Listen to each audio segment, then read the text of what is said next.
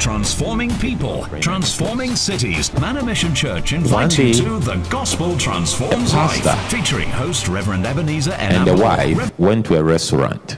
And whilst they were in the restaurant, the pastor decided to use, he said he wanted to use the gents. So he went. When he went to the gents, as soon as he went into his cubicle, there was somebody in the next cubicle, and the person said, "Were you supposed to meet me over here?" And then the pastor asked, "What for?" And the person said, "I'm expecting someone to meet me over here for some transaction." And he said, "What?" The pastor asked, "What transaction?" And the guy said, "Drug." And he said at that point he didn't know what to say. Then he said, "Why do you take the drug?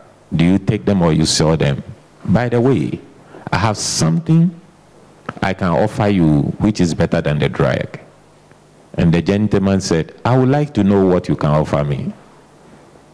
And the pastor said, "I can give you Jesus." Please listen to the story. He said, "I can give you Jesus." And the guy said, "I've heard about Jesus. I know Jesus. It hasn't worked for me." So the pastor said, "Have you heard about Jesus?" He said, "Yes." "What church do you go?" And this gentleman mentioned the church name. And the church happened to be the church this pastors. So he further asked, "Is it a branch of that church or the main head office?" And the gentleman said, "The main head office." And he said, "Who is your pastor?"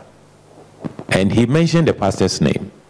Then the pastor said, "I am the one you are talking to." Can you imagine? He stopped the church. He's been dealing with drugs, only to find out God has brought his pastor to him in a gent. He said, "Do you mind coming out and let's have a talk?"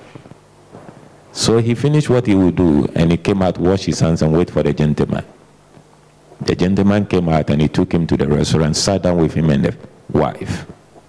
And he started probing, asking questions. How did you come to the church? How did you join the church? What happened when you stopped the church? Why are you still dealing drugs? And they went into it. And he found out, even though the guy was coming to church, he doesn't understand anything. One, he didn't join any group. He wasn't in any Bible studies, nothing. He comes to the church. So they prayed with him. They find, how can we help you to stop this? Because this could cost you. They find a pastor of the church branch where this gentleman is close to, and they say, "Okay, I'll give you somebody to supervise you, to make sure you understand the things of God and you grow better."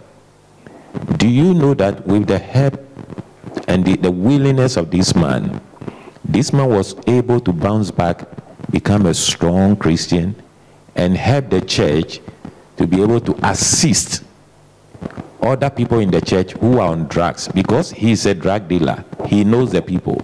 He knows people. And they were able to assist as many as they can. Now, do you think it's coincident God sent the pastor to the toilet to meet this guy? It's not. But if you're a pastor and you come across someone who used to come to your church, has stopped coming to church, and you didn't even know, dealing in something, and then you probe and the person said, "I was a member of this church and this is my pastor." You ask, is it a failure from your side or the failure from the person's side? And was it coincident that this has to happen? It's not. There are many who quit churches not because there is a problem with the pastor preaching or the pastor or the church. It's their personal, what they are interested in.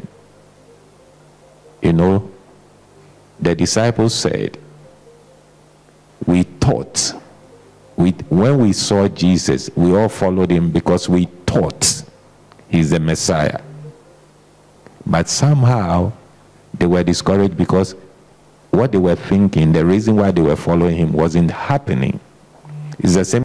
When he came to Elijah, he said, I was expecting him to come out and come and meet me and do some things. All he told me is, go and bath in the river Jordan. All he told me, go and everyday Bible studies, everyday prayer meeting. He's not doing anything. He's not prophesying. He's not. All he told me, go and bath. And he said, I am going with my leprosy.